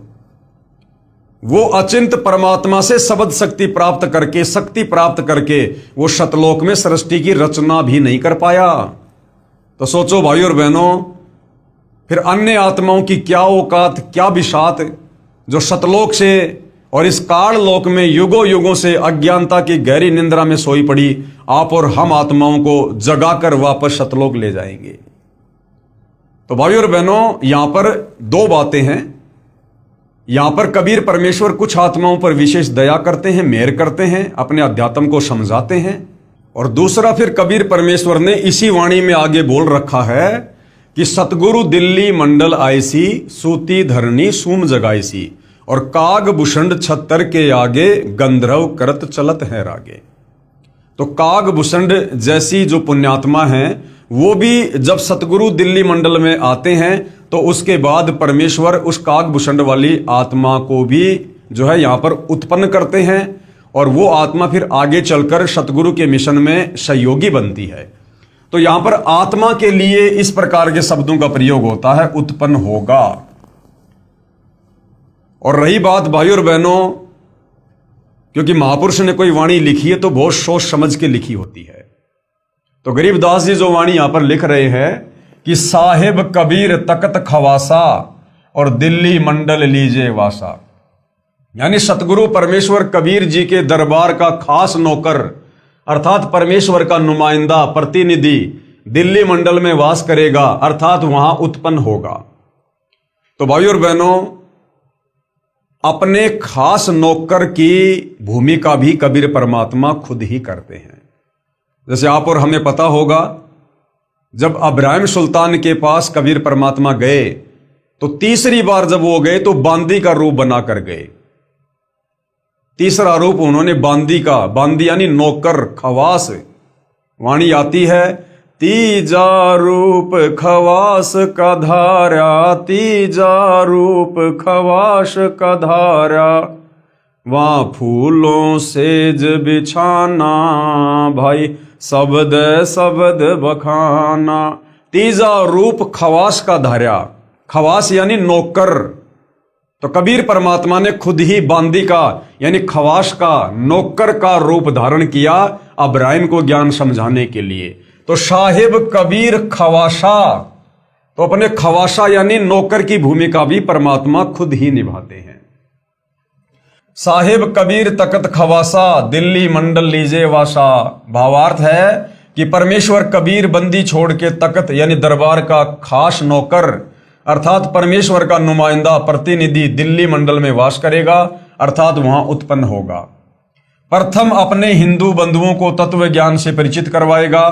बुद्धिमान हिंदू ऐसे जागेंगे जैसे कोई हड़बड़ा कर जागता है, अर्थात उस संत के द्वारा बताए तत्व ज्ञान को समझकर अविलंब उसकी शरण ग्रहण करेंगे।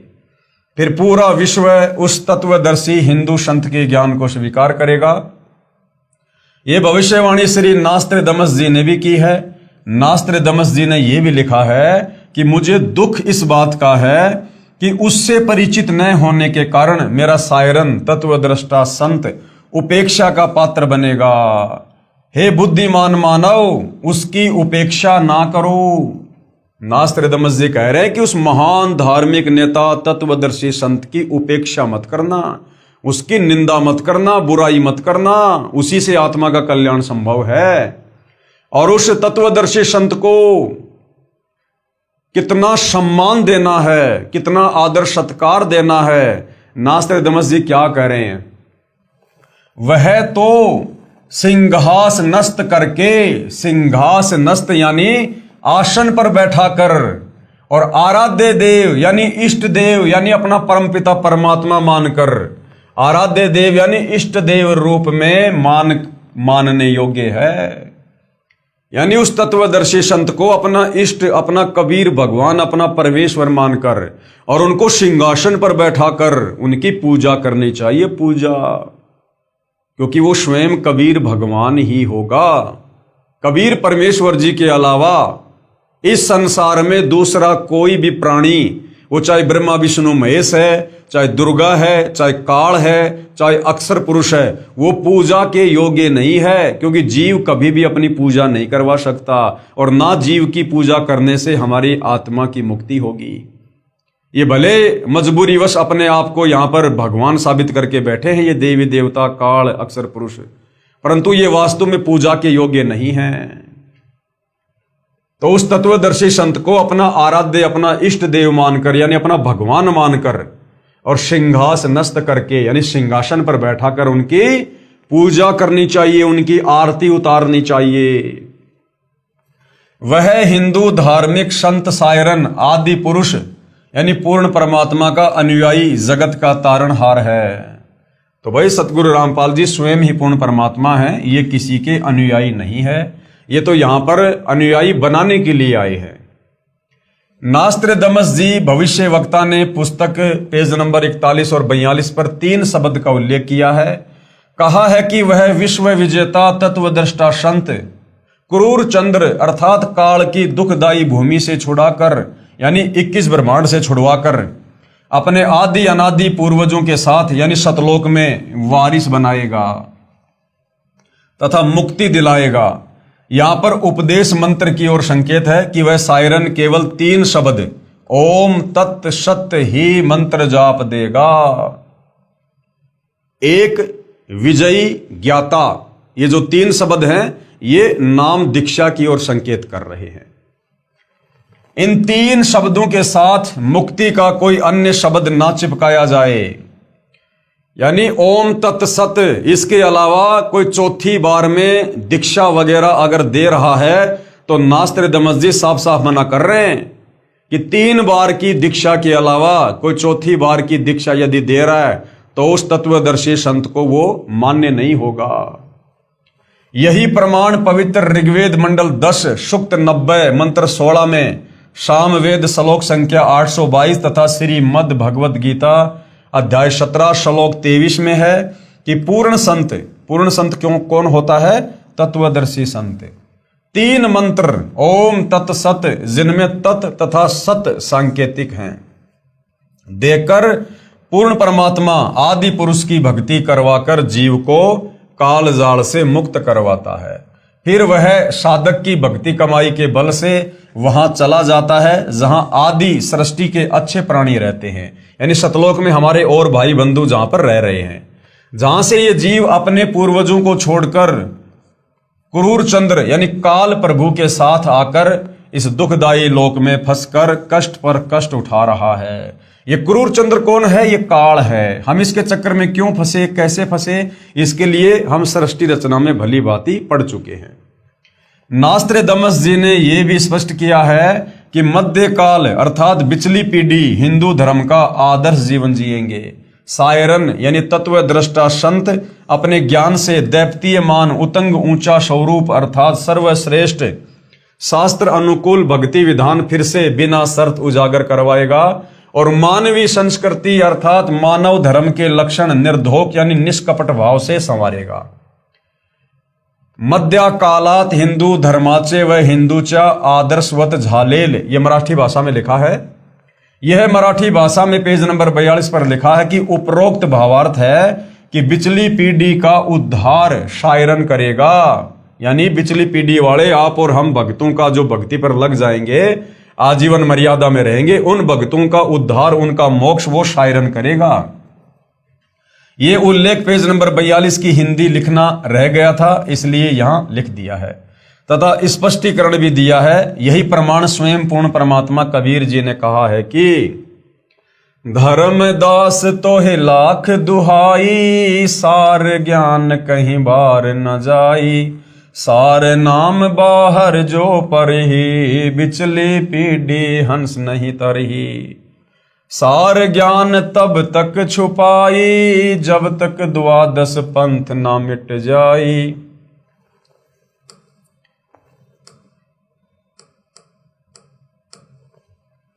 धर्मदास तोहे लाख दुहाई, सार ज्ञान व सार शब्द कहीं बाहर ना जाई, सार नाम बाहर जो पढ़ी, भाई बिचली पीढ़ी हंस नहीं तरही, और सार ज्ञान तब तक छुपाई जब तक द्वादश पंथ ना मिट जाई। जैसे ईस्वी सन 1947 में भारतवर्ष अंग्रेजों से मुक्त हुआ, उससे पहले हिंदुस्तान में शिक्षा नहीं थी। यानी सन 1947 में भारत देश के आजाद होने से पहले जो शिक्षा थी, जो पढ़ाई लिखाई थी, वो केवल चंद व्यक्तियों तक ही सीमित थी। आम व्यक्ति को नहीं पढ़ने दिया जाता था, आम व्यक्तियों को पढ़ने का अधिकार नहीं था। केवल ये जो धर्मगुरु थे, जो ब्राह्मण समाज था, यही लोग पढ़ा करते थे। लेकिन सन 1951 में सतगुरु रामपाल जी महाराज को परमेश्वर कबीर जी ने पृथ्वी पर भेजा। अब बार बार संकेत करने की आवश्यकता नहीं पड़नी चाहिए, आप सबको पता है कि सतगुरु रामपाल जी स्वयं सतलोक से चलकर आए हैं या इनको किसी ने भेजा है। सन 1951 में सतगुरु रामपाल जी महाराज स्वयं सतलोक से चलकर पृथ्वी पर प्रकट हुए। सन 1947 से पहले कलयुग की प्रथम पीढ़ी जाने तथा 1947 से बिचली पीढ़ी प्रारंभ हुई है। सन 1947 से पहले कलयुग की प्रथम पीढ़ी और सन 1947 के बाद कलयुग की दूसरी पीढ़ी शुरू होती है। यानी जैसे ही सतगुरु रामपाल जी 8 सितंबर 1951 को धरती पर प्रकट होते हैं, उसी दिन कलयुग की दूसरी पीढ़ी शुरू हो जाती है और यह 1000 वर्ष तक सत्य भक्ति करेगी। इस दौरान जो पूर्ण निश्चय के साथ भक्ति करेगा वह सतलोक चला जाएगा। जो सतलोक नहीं जा सके तथा कभी भक्ति की, कभी छोड़ दी, परंतु गुरु द्रोही नहीं हुए, वे फिर हजारों मनुष्य जन्म इसी कलयुग में प्राप्त करेंगे, क्योंकि यह उनकी शास्त्र विधि अनुसार साधना का परिणाम होगा। इस प्रकार कई हजारों वर्षों तक कलयुग का समय वर्तमान से भी अच्छा चलेगा। फिर अंत की पीढ़ी यानी तीसरी जो पीढ़ी होगी वो भक्ति रहित उत्पन्न होगी। उस समय भक्ति का नामो निशान खत्म हो जाएगा, क्योंकि शुभ कमाई जो भक्ति युग में की है वर्तमान में वह बार बार जन्म प्राप्त करके खर्च यानी समाप्त कर दी जाएगी। इस प्रकार कलयुग के अंत की पीढ़ी कृतघ्नी होगी, वे भक्ति नहीं कर सकेंगी। इसलिए कहा है कि अब कलयुग की बिचली पीढ़ी चल रही है। 1947 से सन 2006 से वह सायरन यानी धार्मिक नेता, तत्वदर्शी संत सभी के समक्ष प्रकट हो चुका है। वह है सतगुरु रामपाल जी महाराज। उपरोक्त ज्ञान जो बिचली पीढ़ी व प्रथम तथा अंतिम पीढ़ी वाला सतगुरु रामपाल जी महाराज अपने प्रवचनों में वर्षों से बताते आ रहे हैं, जो अब नास्त्रदमस जी की भविष्यवाणी ने भी स्पष्ट कर दिया है। इसलिए संत गरीबदास जी महाराज ने कहा है कि कबीर परमेश्वर की भक्ति पूर्ण संत से उपदेश लेकर करो, नहीं तो ये अवसर फिर हाथ नहीं आएगा। गरीब समझा है तो सिर धर पाओ, बहुर नहीं रे ऐसा दाव। कि अगर तुम्हें सच्चे संत की परिभाषा समझ में आ गई है और तुम्हें यकीन हो गया है कि धरती पर वर्तमान में पूर्ण संत केवल सतगुरु रामपाल जी हैं, इन्हीं के पास पूर्ण ज्ञान है, आध्यात्मिक मार्ग है, और यदि इनसे उपदेश नहीं लिया तो आत्मा का कल्याण नहीं हो पाएगा। यहां पर असंख्य युगों के लिए कष्ट भोगने के लिए रह जाएंगे। तो अगर ये बात तुझे समझ में आ गई है, समझा है तो सिर धर पांव, कि तेजी से दौड़ ले। सर पर पांव रख के दौड़ने का मतलब है जैसे आपत्ति के समय इंसान बहुत तेज गति से दौड़ता है। इसी प्रकार यदि आपको ये बात समझ में आ गई है कि यदि हमने सत भक्ति नहीं की सतगुरु रामपाल जी से उपदेश लेकर, और यदि सतगुरु रामपाल जी सतलोक के लिए प्रस्थान कर गए, उसके बाद कुछ भी हाथ नहीं आएगा, तो भैया अपनी आत्मा के कल्याण के लिए फटाफट उनके ज्ञान को सुन समझ उनसे उपदेश लेके भक्ति मार्ग पर लग गए। बहुर नहीं रे ऐसा दाव, ये मौका फिर बाद में हाथ नहीं आएगा। भावार्थ है कि यदि आप तत्व ज्ञान को समझ गए हैं तो सिर पर पैर रख अर्थात अति शीघ्रता से तत्वदर्शी संत रामपाल जी महाराज से उपदेश लेकर अपना कल्याण करवाओ। यह सुअवसर फिर प्राप्त नहीं होगा। जैसे ये पिछली पीढ़ी यानी मध्य काल वाला समय और आपका मानव शरीर तथा तत्वदृष्टा संत प्रकट है। यदि अब भी भक्ति मार्ग पर नहीं लगोगे तो उसके विषय में कहा है, ये संसार समझदा नाही कहंदा शाम दोपहरे नू, और गरीब दास ये वक्त जात है फिर रोओगे इस पहरे नू। इस समय को फिर कुत्ते बनकर ऊपर मुंह करके रात्रि में रोया करोगे। भावार्थ है कि संत गरीबदास जी महाराज कह रहे हैं कि ये भोला संसार शास्त्र विधि रहित साधना कर रहा है जो अति दुखदायी है। यानी हमारे धर्म ग्रंथों के विरुद्ध यदि हम नाम जाप करेंगे, भक्ति करेंगे, कर्म धर्म करेंगे तो उससे हमें दुख मिलेगा। हमारे कर्म नहीं कट सकते, मोक्ष नहीं होगा। इसी को सुखदायी कह रहा है।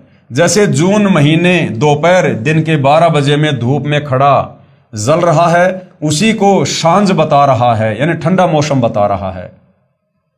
जैसे कोई शराबी व्यक्ति शराब पीकर सड़क पर पड़ा है और उससे कोई कहे कि आप दोपहर की धूप में क्यों जल रहे हो, छाया में चलो, वह शराबी शराब के नशे में कहता है कि नहीं ये तो सांझ है, कौन कहता है कि दोपहर है। इसी प्रकार जो साधक यानी भगत शास्त्र विधि त्याग कर यानी अपने धर्म शास्त्रों के विपरीत मनमाना आचरण कर रहे हैं, वे अपना जीवन नष्ट कर रहे हैं।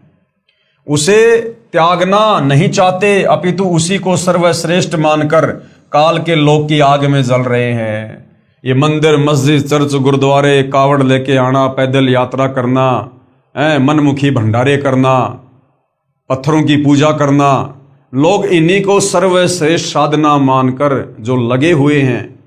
और यदि उन्हें कोई समझाने का प्रयास करता है तो वो मानते नहीं। तो ऐसे लोग फिर आने वाले समय में बहुत ज्यादा कष्टों को प्राप्त होंगे। संत गरीबदास जी महाराज कह रहे हैं कि इतने प्रमाण मिलने के पश्चात भी सत साधना पूर्ण संत के बताए अनुसार नहीं करोगे तो ये अनमोल मानव शरीर तथा पिछली पीढ़ी का भक्ति युग हाथ से निकल जाएगा। फिर इस समय को याद करके रोओगे, बहुत पश्चाताप करोगे, फिर कुछ नहीं बनेगा। परमेश्वर कबीर बंदी छोड़ने कहा है, भाई आछे दिन पाछे गए और सतगुरु से किया ना हेत, अब पछतावा क्या करे जब चिड़िया चुग गई खेत। सर्व मानव समाज से प्रार्थना करते हैं कि पूर्ण संत रामपाल जी महाराज को पहचानो तथा अपना व अपने परिवार का कल्याण करवाओ, अपने रिश्तेदारों तथा दोस्तों को भी बताओ तथा पूर्ण मोक्ष पाओ। स्वर्ण युग प्रारंभ हो चुका है, यानी भक्ति युग शुरू हो चुका है। लाखों पुण्यात्माएं सतगुरु रामपाल जी तत्वदर्शी संत को पहचान कर सत्य भक्ति कर रहे हैं।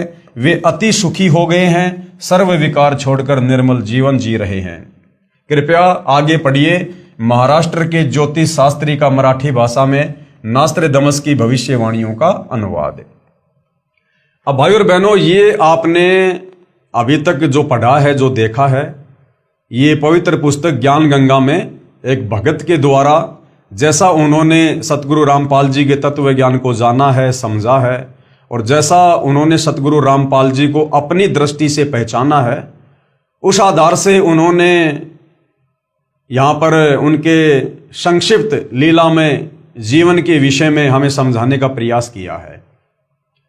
अब भाई और बहनों, सतगुरु रामपाल जी के कुछ भगत हैं जो वास्तव में सतगुरु रामपाल जी के विशेष आशीर्वाद से उनके तत्व ज्ञान को समझकर उन्हीं के आशीर्वाद से उनकी पहचान कर चुके हैं। और उनकी पहचान करने के बाद जो भाव, जो श्रद्धा, जो समर्पण अपने गुरुदेव भगवान के प्रति एक नेक भगत का होता है, उस आधार से उन भक्तों ने सतगुरु रामपाल जी के संक्षिप्त लीला में जीवन परिचय को अपने शब्दों में जो है लिखा है। तो वो भी आपको थोड़ा सा एक बार दिखा देते हैं। 7 समुद्र की मशी करूं, लेखनी करूं बन राय, और धरती का कागज करूं, गुरु गुण लिखा न जाए। यहां पर परमात्मा से ज्यादा महत्व सतगुरु को दिया गया है, गुरु को दिया गया है। क्योंकि परमात्मा कबीर जी स्वयं ही गुरु रूप धारण करके आप और हमें इस काल के लोक में तत्व ज्ञान समझाने के लिए आते हैं। तो यहाँ पर सतगुरु रामपाल जी परमेश्वर जी का संक्षिप्त लीला में जीवन परिचय लिखा गया है, आप जी को दिखा रहे हैं। हे अखिल ब्रह्मांडों के रचयिता, यानी सर्व सृष्टि के रचनहार, ऊपर के 4 अजर अविनाशी लोकों के रचयिता, अगम लोक, अलख लोक, शतलोक, अनामी लोक, फिर अक्षर पुरुष के 7 संग ब्रह्मांड, फिर काल के 21 ब्रह्मांड, अर्थात पूरी सृष्टि के रचयिता, हे अखिल ब्रह्मांडों के रचयिता, आप जी का संक्षिप्त लीला में जीवन परिचय लिखने व बताने में 21 ब्रह्मांड में कोई भी प्राणी सक्षम नहीं है। 7 समुद्र की मशी करूं, लेखनी करूं बन राय, और सब धरती का कागज करूं, पर गुरु के गुण लिखे न जाए। आप वह समर्थ पिता हैं जिनके आधे बाल के बराबर भी ये सारी सृष्टि नहीं है। अतः संक्षिप्त जीवन परिचय शब्द के प्रयोग के लिए हम क्षमा प्रार्थी हैं, क्योंकि परमेश्वर आपकी महिमा इतनी अगाध है, इतनी अथाह है, हम उसका अंश मात्र भी वर्णन नहीं कर सकते। वो अंश मात्र वर्णन भी आप अपनी तरफ से विशेष बुद्धि देकर ही करवा सकते हैं, परंतु भाई बहनों को आप जी की अंश मात्र जानकारी देने के लिए इस शब्द का प्रयोग करना मजबूरी वश लेना पड़ रहा है। परमेश्वर आप जी कौन? सतगुरु रामपाल जी की अमर वाणी कहती है कि चारों युग में हम पुकारें, यानी परमात्मा चारों युगों में स्वयं ही संत का रूप धारण करके आते हैं। और कूक कहा हम हेल रे, हमने ऊंची आवाज में बोल बोल के वाणियों द्वारा लोगों को तत्व ज्ञान समझाया। और हीरे मोती माणक बरसे, परमात्मा कहते हैं चारों युगों में हमने तत्व ज्ञान रूपी, मुक्ति रूपी हीरे माणिक लाल बरसाए, अर्थात ये अमृत ज्ञान देना चाहा, परंतु ये जग चुगता ढेल रे, लेकिन काल प्रेरणा से ये संसार केवल डले ढोने में लगा रहा, शास्त्र विरुद्ध साधना को ही करने में लगा रहा। अर्थात काल जाल से अपनी आत्माओं को चेताने व निज घर की जानकारी देने के लिए आप कबीर देव कौन? सत्य पुरुष। कौन सत्य पुरुष? सतगुरु रामपाल जी सतलोक से चलकर चारों युगों में स्वयं ही आते हैं। सतयुग में सत सुकृत ऋषि नाम से, त्रेता में मुनिंदर ऋषि नाम से, द्वापर युग में करुणामय ऋषि नाम से, और कलयुग की प्रथम पीढ़ी में कबीर देव नाम से। उसके लगभग 250 वर्ष बाद गरीबदास जी महाराज जी के नाम से, और अब पिछली पीढ़ी में 8 सितंबर 1951 को गांव धनाना, जिला सोनीपत हरियाणा में अपने विधान अनुसार अतिथि रूप में धरती पर सतगुरु रामपाल दास या संत रामपाल दास नाम से प्रकट हो चुके हैं। यानी इस नाम से प्रकट होकर अपने आप को छुपाकर आप जी वर्तमान में लीला कर रहे हैं। अपने नाम के आगे दास शब्द वह परमात्मा सिर्फ हम आत्माओं को दास की परिभाषा समझाने के लिए लगाते हैं, अन्यथा सतगुरु रामपाल जी को अपने नाम के आगे दास शब्द लगाने की आवश्यकता नहीं है। साहिब से सतगुरु भये, यानी हे कबीर परमेश्वर सतगुरु रामपाल जी, आप साहिब हैं, आप परमात्मा हैं, आप सतलोक में निर्गुण रूप में सर्व सृष्टि का पालन करते हैं। तो आप ही सतलोक से चलकर हे साहिब यहां पर सतगुरु की भूमिका करते हैं। साहिब से सतगुरु भये, और फिर सतगुरु से भये संत, फिर एक अच्छे संत यानी भगत की भूमिका भी अपने भक्तों को एक अच्छा और नेक भगत बनाने के लिए, एक भगत के अंदर क्या अच्छे लक्षण और गुण होने चाहिए ये बात समझाने के लिए फिर आप एक मुंह बोला गुरु बनाकर और एक नेक भगत बनकर अपने भक्तों को भगत के लक्षण बताते हैं। आप ऐसी भूमिका करते हैं। साहिब से सतगुरु भये, सतगुरु से भये संत, धर धर भेख विशाल अंग खेल आदि और अंत।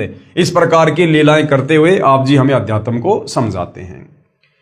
इस अमरवाणी के अनुसार सत्य पुरुष ने यानी सतगुरु रामपाल जी ने 8 सितंबर 1951 के दिन प्रकट होकर फिर 17 फरवरी 1988 तक एक साधारण से किसान परिवार में हमारी चरम दृष्टि को धोखा देते हुए दो अच्छी आत्माओं भगतमती इंद्रो देवी व भगत नंदराम जी को अपने मुंह बोले माता पिता के रूप में इस नश्वर संसार में लीला करने हेतु स्वयं के आने यानी प्रकट होने के लिए निमित्त बनाया।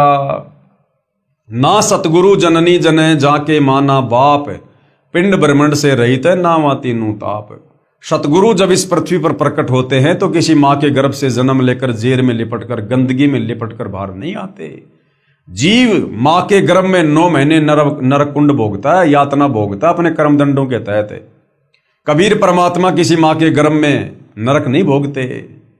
तो ये परमात्मा केवल इस प्रकार की सांसारिक दिखावे में लीला करते हैं, एक मुंह बोला पिता एक मुंह बोली माता बनाते हैं और इस प्रकार से परमेश्वर धरती पर प्रकट होकर हमारी चरम दृष्टि को धोखा देते हुए फिर आगे चलकर सतगुरु की भूमिका करते हैं, हम तक ये ज्ञान पहुंचाते हैं। 17 फरवरी 1988 को ठीक उसी तरह कबीर सागर में लिपिबद्ध अपनी वाणी के अनुसार 600 साल पहले की तरह गुरु शिष्य परंपरा व भगत बनकर हम जीव आत्माओं को एक भगत के लक्षण समझाने के लिए जैसे पंडित रामानंद जी को मुंह बोला गुरु बनाया था, ठीक उसी तरह जगत गुरु होने के उपरांत भी 17 फरवरी 1988 को आदरणीय रामदेवानंद जी को अपना मुंह बोला गुरु बनाकर 12वें पंथ में प्रवेश किया तथा उसके बाद सन 1994 से सत्संग व नामदान देना शुरू करके सच्चे सतगुरु की भूमिका निभा रहे हैं। साहिब से सतगुरु भय, सतगुरु से भय संत। आप स्वयं कबीर देव हैं। कौन? सतगुरु रामपाल जी, क्योंकि महिमा उनकी हो रही है। संक्षिप्त लीला में जीवन परिचय सतगुरु रामपाल जी का बताया जा रहा है, तो बार बार उनका नाम नहीं लिया जाता, समझदार को संकेत ही काफी होता है। आप यानी सतगुरु रामपाल जी स्वयं कबीर देव हैं और मर्यादा में रहकर भक्ति करने वाली अनेक आत्माओं को आपने जीवन दान व आध्यात्मिक सुख देने के साथ साथ शास्त्र अनुसार भक्ति देकर मोक्ष का मार्ग भी दिखा दिया। सन 1994 से आज तक आप जी ने परमार्थ के लिए निस्वार्थ भाव से जो संघर्ष करके दिखाया है, यह आपकी दयालुता, साधुता व समर्थता का प्रमाण है। यानी 2006 में क्रोथा कांड हुआ, 2014 में बरवाला कांड हुआ और सर्व सृष्टि के रचयिता जिनके आधे बाल के ऊपर पूरी सृष्टि को ठहराया जा सकता है, वो कबीर परमात्मा कभी 21 महीने की जेल काट रहा है, कभी 11 साल की जेल काट रहा है और किसी को कोई दोष नहीं देता, किसी के ऊपर कोई मुकदमा, कोई FIR नहीं करवाता और कहता कि सब मेरे तो बच्चे हैं, मैं किसके ऊपर FIR करवाऊं। तो ऐसा भाइयों और बहनों परमार्थ के लिए निस्वार्थ भाव से परमात्मा ही कर सकते हैं, जीव के वश की बात नहीं है। तो इस प्रकार की जो लीलाएं हैं ये आप जी की दयालुता, साधुता और समर्थता का प्रमाण है। साधुता यानी संत ना छोड़े संतता, चाहे कोटिक मिले असंत। वेदों में लिखित अपनी महिमा व गुणों को सत्य साबित करने की वह परमात्मा कमल के विकसित फूल पर शिशु रूप में प्रकट होकर कुंवारी गाय के दूध से अपनी परवरिश करवाता है। वेदों में लिखा है कि वो कबीर परमात्मा चारों युगों में एक एक जीवन इस प्रकार का जीता है कि वो सतलोक से चलकर शिशु रूप में धरती पर किसी तालाब पर विकसित कमल के फूल पर प्रकट होता है। उसके बाद कोई निसंतान दंपत्ति उसे उठाकर घर ले जाते हैं और फिर परमेश्वर कंवारी गाय के दूध से उन आत्माओं को निमित्त बनाकर अपनी लीला में परवरिश करवाता है। तो ये जो भूमिका है, इस प्रकार की जो लीला है भाइयों और बहनों, ये केवल कबीर परमेश्वर जी के ऊपर ही फिट बैठती है। अन्य किसी देव, महादेव, ब्रह्मा, विष्णु, महेश ने इस प्रकार की लीला नहीं की, किसी राम कृष्ण जी ने इस प्रकार की लीला नहीं की। कबीर परमात्मा ही चारों युगों में किसी सरोवर पर शिशु रूप में प्रकट होते हैं और उसके बाद बाल्यकाल में कंवारी गाय के दूध से उनकी परवरिश होती है, जो वेदों में लिखी है। तो केवल अपनी महिमा को जगत के सामने सत्य साबित करने के लिए, प्रकट करने के लिए कि वेदों में जो इस प्रकार की लीला लिखी है वो किस भगवान के ऊपर खरी उतरती है, उसको सत्य साबित करने के लिए, आप और हमें विश्वास दिलाने के लिए, अपनी पहचान करवाने के लिए चारों युगों में परमात्मा वेदों में लिखी इस प्रकार की महिमा के अनुसार 4 युगों में एक एक जीवन जीता है। वह परमात्मा मुर्दे को जीवन देकर 100 वर्ष की उम्र प्रदान कर सकता है। कौन? सतगुरु रामपाल जी। और लाखों को किया है। निर्धन को धन देकर सुखी कर सकता है, लाखों को करोड़ों को किया है। कोढ़ी व रोगी को स्वस्थ करके नया जीवन दे सकता है। वह बांझ को पुत्र तथा अंधे को आंख दे सकता है। आप और हमने इसी पवित्र पुस्तक ज्ञान गंगा में बहुत सारे भाई बहनों के इंटरव्यू देखे हैं जो किस प्रकार से पारिवारिक कष्टों से, शारीरिक कष्टों से, तीन ताप के कष्टों से किस प्रकार से दुखी थे, मरणासन हालत में थे, ना जिया जा रहा था ना मरा जा रहा था, हर कहीं धक्के खा चुके थे, मेडिकल में, गुरुओं के पास में कोई लाभ नहीं। और जैसे सतगुरु रामपाल जी की शरण में आए, उनके असाध्य रोग शत भक्ति के चलते कुछ ही दिनों में छू मंत्र हो जाते हैं। आदि आदि वेदों में वर्णित महिमा को यथार्थ रूप देने के लिए चारों युगों में मात्र एक एक जीवन किसी तालाब में विकसित कमल के फूल पर शिशु रूप में प्रकट होने की लीला करते हैं। अन्यथा आप जी, कौन? परमेश्वर सतगुरु रामपाल जी भगवान को किसी तालाब या कमल के फूल या शिशु रूप में प्रकट होने की कोई आवश्यकता नहीं होती है।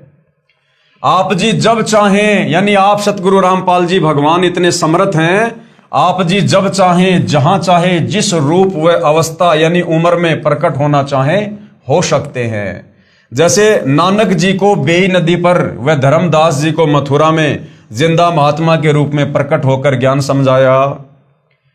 सन 1392 में प्रकट होकर तैमूर लंग को 7 पीढ़ी के राज्य का आशीर्वाद दिया। जबकि कबीर परमात्मा कलयुग की प्रथम पीढ़ी में आज से 650 साल पहले सन 1398 में कमल के फूल पर शिशु रूप में प्रकट हुए थे। लेकिन उससे 6 साल पहले कबीर परमात्मा आए 1398 में, और 1398 से पहले 1392 में कबीर परमात्मा सतलोक से चलकर तैमूर लंग को मिले और तैमूर लंग की एक रोटी खाकर 7 पीढ़ी का राज्य दिया। तो ये कबीर परमात्मा कमल के फूल पर शिशु रूप में केवल वेदों में लिखी अपनी महिमा को सत्य साबित करने के लिए प्रत्येक युग में एक एक जीवन जीते हैं। अन्यथा इनको आवश्यकता नहीं है। ये तो जब चाहें, जैसे चाहें, जिस रूप में, जहां चाहें, कभी भी प्रकट हो सकते हैं। कितनी बार ये प्रकट हो सकते हैं? लगभग 300 वर्ष पहले आदरणीय गरीबदास जी महाराज जी के रूप में प्रकट होकर सतग्रंथ साहिब की रचना की तथा छुडानी गांव में गंगा जी को प्रकट करने तक की अद्भुत लीला की। लगभग 60-65 वर्ष तक छुडानी से निर्वाण होने के बाद 35 वर्ष तक उसी रूप में सहारनपुर उत्तर प्रदेश में अपने प्रिय भगत भूमड़दास सैनी के बाग में रहने की लीला की। और आज साक्षात अपने वास्तविक सतलोकीय स्वरूप में सतगुरु रामपाल जी के नाम से 8 सितंबर 1951 से हम सब के समक्ष प्रकट हैं। हे जगतनाथ, आपकी लीला अद्भुत है। जगतनाथ कौन? सतगुरु रामपाल जी। हे जगत के नाथ, आपकी लीला अद्भुत है। हे अविगत परमेश्वर, अविगत यानी जिसकी गति को जानने समझने में कोई सक्षम नहीं। हे अविगत परमेश्वर, आप जी की गति को कौन जान सकता है? हे देवों के देव महादेव, आप जी स्वयं अपनी कृपा व आशीर्वाद से अपने समर्थता व गति का अंश मात्र आभास करवा कर दया करते हैं। यानी आप स्वयं ही अपने विषय में अंश मात्र जानकारी जीव की बुद्धि ओपन करके देते हैं, समझाते हैं। हे दयालु, हे दयालु परमेश्वर, अपनी भोली व ना समझ साध संगत पर, साध संगत यानी जो उनकी संगत में उनके भगत हैं, उनके बच्चे हैं। हे दयालु परमेश्वर, अपनी भोली व ना समझ साध संगत पर अपनी प्रेम दृष्टि, आशीर्वाद व कृपया बनाए रखना। हमारी आप जी से दंडवत प्रार्थना है कि हमारे अंदर भक्ति की कसक व चाहत सदा बनी रहे। तो भाई और बहनों, जिन पुण्यात्माओं ने अपने पूज्य गुरुदेव भगवान परमेश्वर रामपाल जी को जैसा भी उनके द्वारा बख्शीश सद्बुद्धि आधार से जाना है, पहचाना है, उन्होंने उनकी महिमा में ये 4 शब्द लिखे हैं। हे प्रभु, यानी हे प्रभु सतगुरु रामपाल जी, इतनी दृढ़ता भी देना चाहे ब्रह्मा विष्णु महेश या काल या दुर्गा भी हमें आपकी सत भक्ति से विचलित करना चाहे तो भी हम डगमग ना हों। मन चाहता है इस तुच्छ जिव्या से ऐसे ही आपकी महिमा का बखान करते रहें, लेकिन आप अंतर्यामी की महिमा का बखान करने में हम जीव पूर्णतया सक्षम नहीं हैं।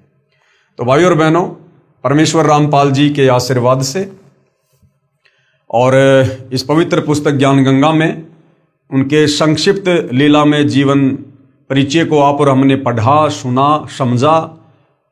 इस पूर्ण ब्रह्म परमेश्वर कबीर देव सारी सृष्टि के मालिक की महिमा को सुनने से या समझाने से, बताने से आप और हमारे ढेरों पुण्य बनते हैं।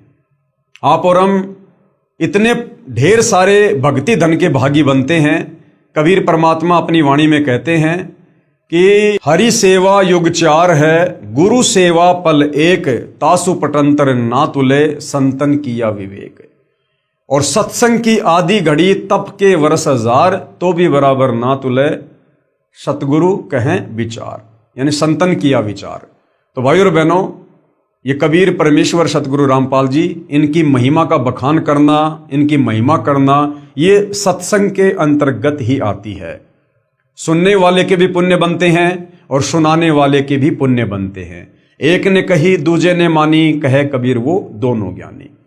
तो भाइयों और बहनों, सतगुरु रामपाल जी परमेश्वर जी के विषय में इतनी सारी महिमा, इतने सारे प्रमाण, ये आपको सिर्फ और सिर्फ इसलिए बताए जा रहे हैं ताकि आप जी को विश्वास हो सके और आप जी इस मनुष्य जन्म को उनसे उपदेश प्राप्त करके उनके द्वारा बताई गई भक्ति को आजीवन मर्यादा में रहकर सफल करके अपनी आत्मा का कल्याण करवा सके।